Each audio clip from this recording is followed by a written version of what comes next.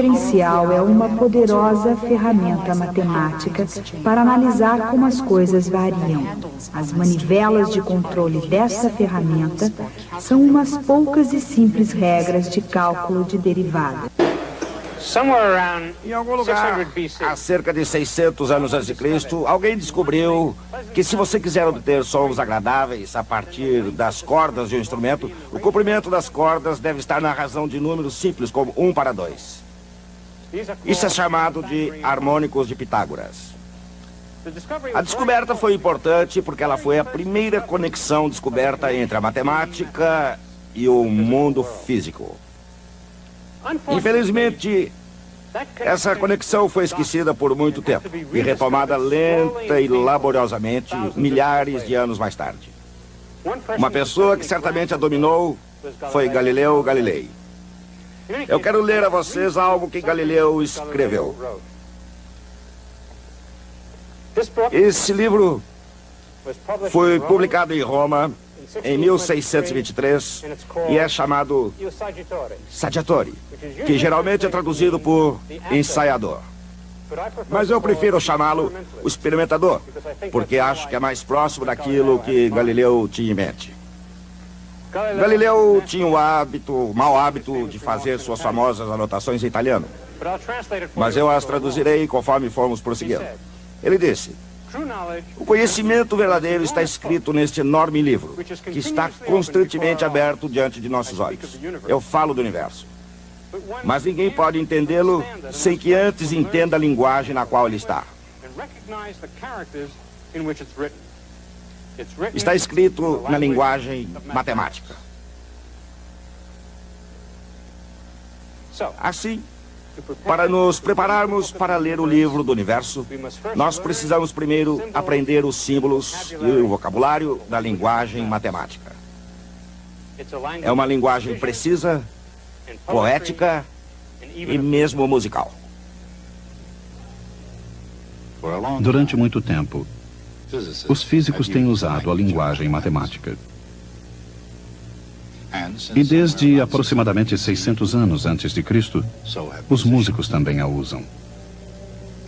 Da mesma forma, como todas as linguagens, incluindo a música, a matemática tem seu próprio vocabulário, suas próprias regras e símbolos, sua precisão e elegância, sua poesia e sua história. Uma parte dessa história foi Galileu Galilei, que tinha algo de inconformista. Foi um traço que ele herdou de seu pai, Vincenzo, que foi um músico perfeito. Musicalmente, Vincenzo recusou-se a ficar preso a formas tradicionais, um comportamento que se tornaria marca registrada da família. Ele escreveu um livro opondo-se ao uso dos harmônicos de Pitágoras entre os seus contemporâneos musicais. Ele considerava os antigos instrumentos de cordas gregas simples demais para as complexas estruturas musicais da Renascença italiana. Mais tarde, tal pai, tal filho, Galileu considerou os padrões da matemática grega simples demais para expressar suas ideias. Ele criou a ciência da cinemática, um ramo da mecânica que tratava dos movimentos de forma abstrata. E se qualquer ideia abstrata deve ser expressa convenientemente, ela precisa da linguagem apropriada, os conceitos e os símbolos que dão a uma ideia seu significado e valor. Apesar de avançada, a nova ciência do movimento de Galileu estava ainda enraizada no solo dos antigos preceitos gregos. E era algo completamente novo a florir no campo da matemática e da ciência. Os estudiosos precisavam de uma linguagem mais requintada do que aquela que se usava desde Arquimedes e Euclides. Em outras palavras, depois de Galileu, os físicos precisaram de uma linguagem avançada. Menos de 25 anos após sua morte, esta linguagem seria descoberta, e de uma maneira ou outra, sempre. Ela passou a ser chamada cálculo diferencial. O cálculo diferencial é muito poderoso. E, como qualquer linguagem, ela deriva seu poder da ideia que está por trás dela, a derivada. A derivada está para a cinemática como a roda está para as viagens. Um meio simples, mas muito eficiente para se ir de um lugar para outro. E para se obter uma melhor visão do que mais a derivada pode fazer, nada melhor que um pequeno exercício. Para começar, a derivada não se aplica somente a um corpo em movimento horizontal, ou somente a um corpo em movimento vertical. Para cima, para baixo, para qualquer lado. Derivada é uma medida da velocidade de variação de qualquer função num dado ponto ou instante. Como foi ilustrado pela lei de Galileu dos corpos em queda livre, velocidade é a derivada da distância. Mas é mais do que isso. Uma derivada pode representar a velocidade de variação de qualquer coisa. Por exemplo, da densidade populacional dos delfins com relação ao aumento ou diminuição da temperatura da água. Ou da velocidade de variação do volume de um balão em função de sua área superficial. Ou da taxa de variação do preço da pizza dependendo de seu tamanho. Claramente, então, o conceito de derivada é muito amplo. Mas o processo mecânico de derivação, o cálculo diferencial, necessita de um procedimento prático. Do contrário, o conceito não nos leva a lugar nenhum. Finalmente, sem as regras de diferenciação, o simples conceito de derivação torna-se uma luta penosa. No final de tudo, ele ajuda a entender algumas definições a mais ao longo do caminho. Assim, antes que seja tarde demais para voltar, pense na aclividade. No plano inclinado, a aclividade é a razão entre a variação da altura e a variação de distância horizontal. Essa razão, um número, é chamado de inclinação. Por exemplo, suponha que a elevação de um plano inclinado aumente 15 metros em cada 100 metros. O viajante subiria 15 e viajaria 100 metros horizontalmente. A inclinação é de 0,15. Um morro com inclinação 0,30 é 2 vezes mais íngreme que um com inclinação 0,15. Quanto maior a inclinação, tanto mais íngreme é o morro. Quando a inclinação é grande, a proeza para se chegar ao pico não é pequena. Quando a inclinação é pequena, próxima de zero, é fácil prosseguir. Quando a inclinação é negativa, o caminho é morro abaixo. Embora a matemática possa ser complacente, ela pode apresentar altos e baixos, e ela sempre o faz. Ninguém sabe quem foi que primeiro perguntou qual o melhor jeito para sair daqui para ali. Mas a resposta, em termos algébricos, foi dada pela primeira vez por um matemático francês chamado Fermat. Em 1629, ele surgiu com a ideia de achar a linha tangente a uma curva num dado ponto dela.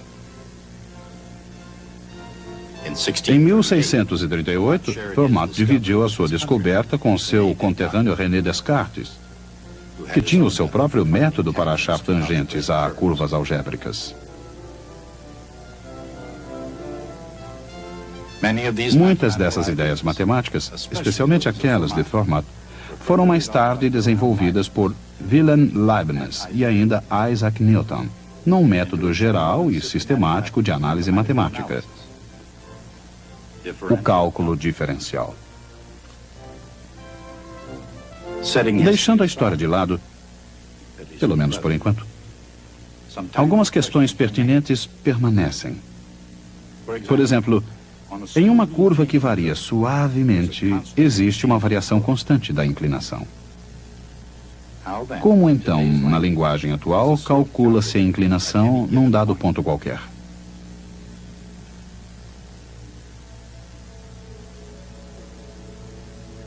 Para determinar a inclinação num ponto particular, aqui, por exemplo, simplesmente pega-se outro ponto do morro, não importa qual. Agora ligam-se os dois pontos com uma linha reta. Essa linha é chamada corda. E sua inclinação depende da posição do segundo ponto. Se o primeiro e o segundo pontos estiverem razoavelmente próximos, a corda é uma boa aproximação da trajetória da bicicleta. Agora, mova o segundo ponto para mais próximo do primeiro. Mova-o ainda para mais perto. A inclinação é um número. Conforme os pontos se avizinham, o número se aproxima de um certo valor. É razoável chamar esse número de inclinação do morro naquele ponto. A linha com tal inclinação, passando por esse ponto, é chamada de linha tangente. A linha tangente não é nada mais do que aquilo em que se transforma a corda quando os pontos se avizinham.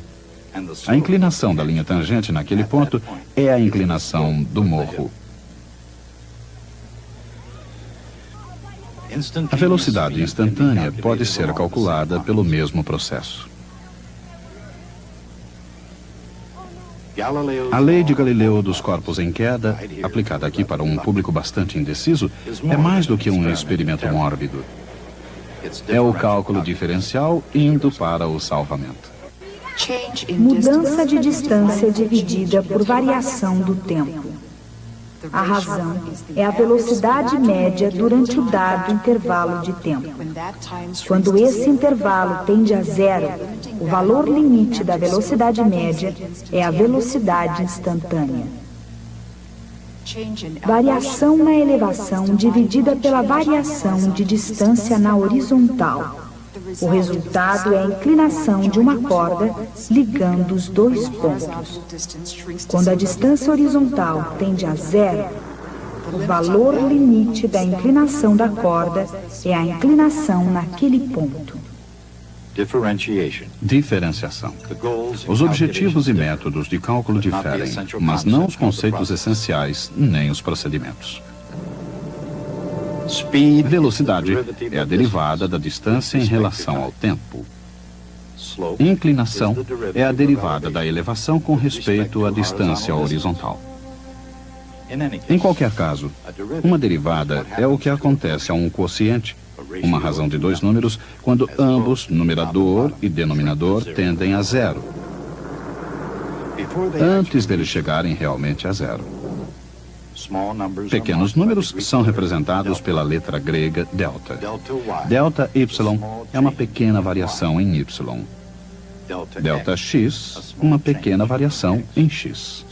Assim, delta y sobre delta x é nada mais que a razão entre dois números pequenos.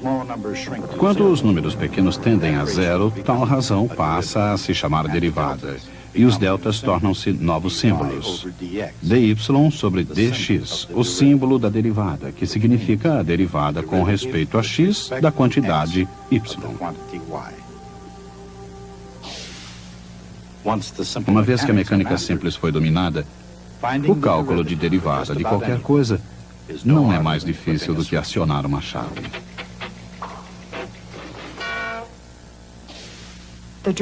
A derivada de uma função é a inclinação de sua tangente em cada ponto. A derivada de uma função é, por sua vez, uma função. Se a função é linear, sua inclinação é constante e sua derivada é essa constante.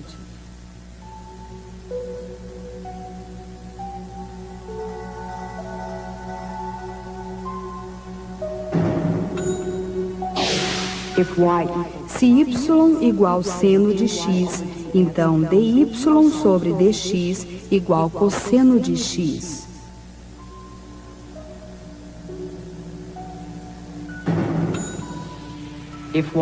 Se y igual cosseno de x, então dy sobre dx igual menos seno de x. Calcular derivadas exige um pouco de prática, mas vale o esforço. E considerando o atual número de máquinas de derivar, ele se tornou uma prática comum. Um velocímetro é uma máquina de derivar. Ele mede a derivada da distância viajada a cada instante. A velocidade da variação da posição é a velocidade instantânea expressa em milhas por hora. É claro que, quando o veículo não está se movendo, nenhuma distância está sendo percorrida. Nesse caso, a posição é constante, e a derivada de uma constante é zero.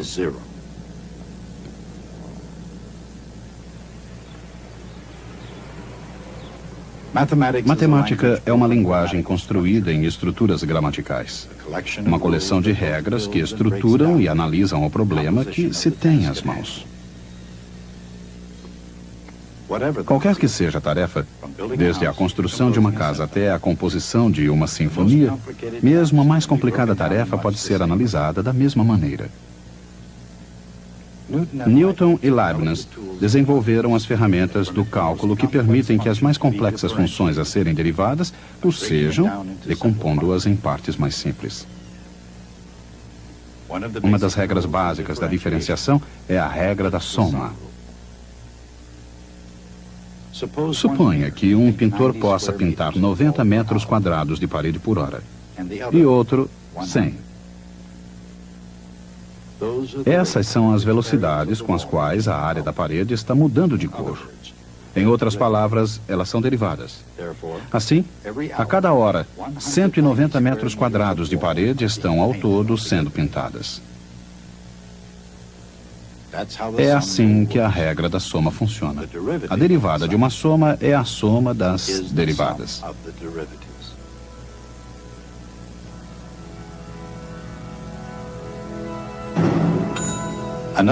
Outra ferramenta útil é a regra do produto, que é usada para se achar a derivada do produto de duas funções. Por exemplo, a área de uma tábua é o produto de seu comprimento pela sua largura.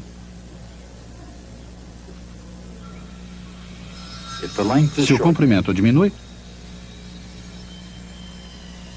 a variação de sua área é a sua largura vezes a variação do comprimento.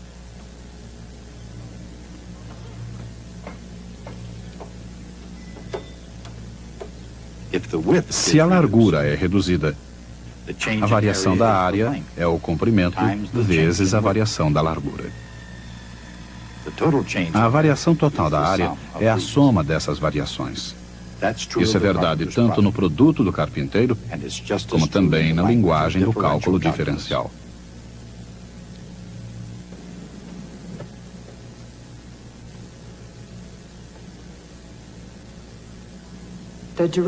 A derivada do produto y por z é y vezes a derivada de z mais z vezes a derivada de y.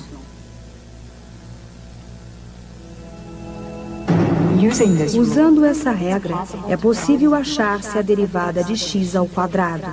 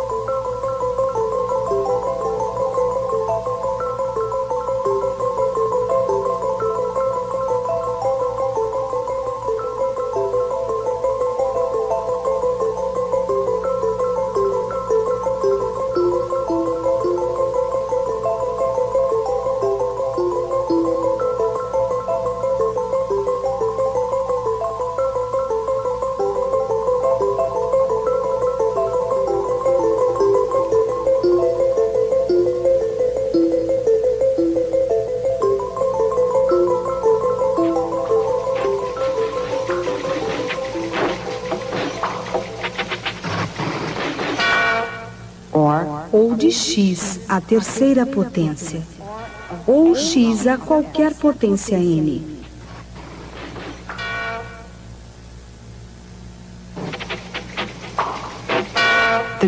A derivada de x à potência n é n vezes x à potência n menos 1.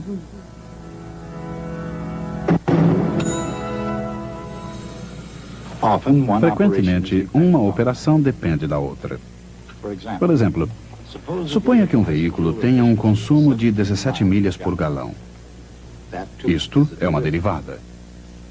Se y é a distância percorrida e n a quantidade de combustível consumido, então 17 milhas por galão é igual dy sobre dx. Digamos que ele use 2 galões por hora. 2 galões por hora é igual dx sobre dt. A velocidade de um veículo em milhas por hora é igual ao número de milhas que percorre por galão vezes o número de galões por hora que ele usa. Essa é a regra do encadeamento ou cadeia. É usada quando y depende de x e x depende de t.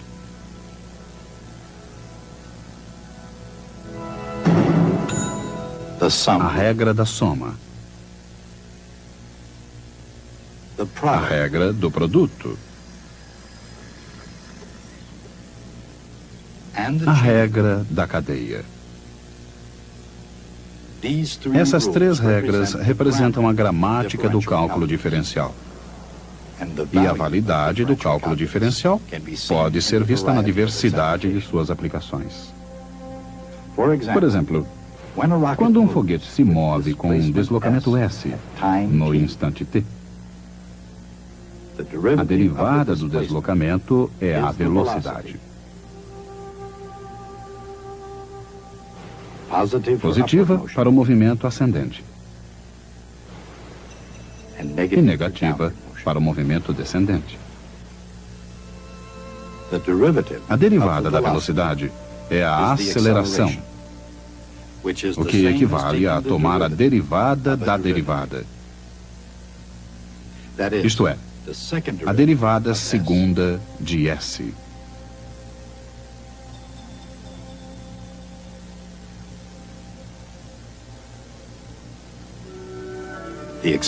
A aceleração é a derivada segunda da posição do foguete.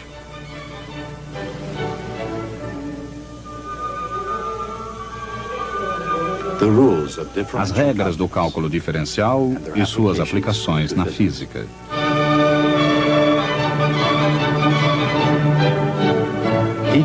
Cada uma atua como um instrumento único que toca na arte e na ciência da matemática. Trabalhando juntas, harmoniosamente, elas podem misturar notas ou números numa melodia exótica.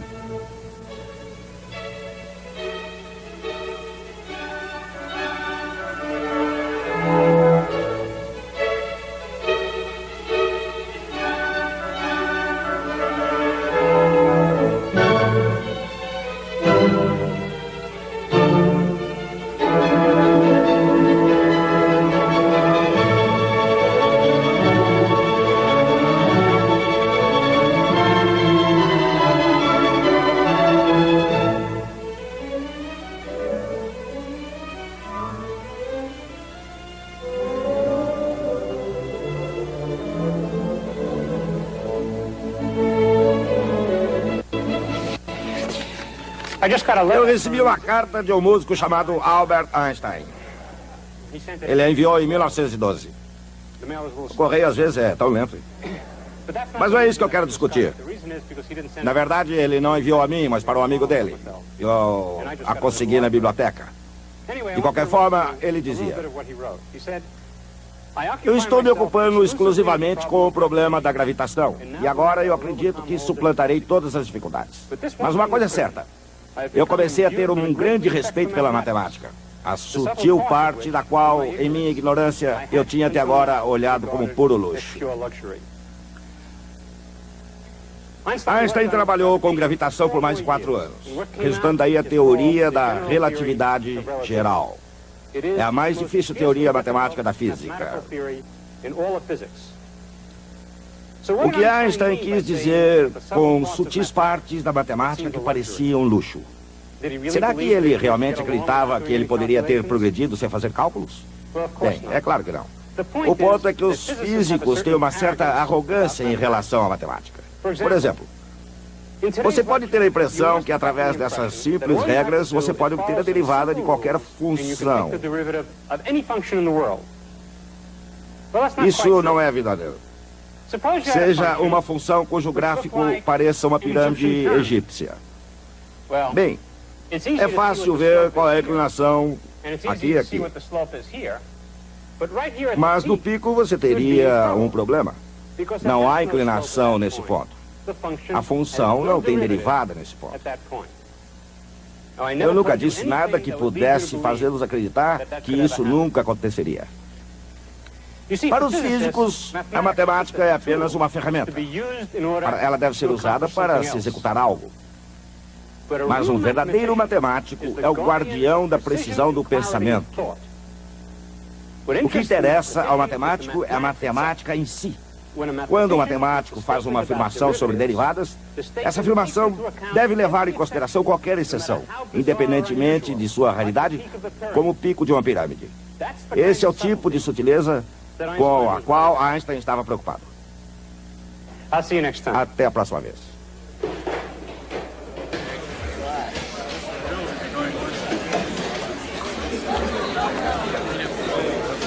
Now that you're here.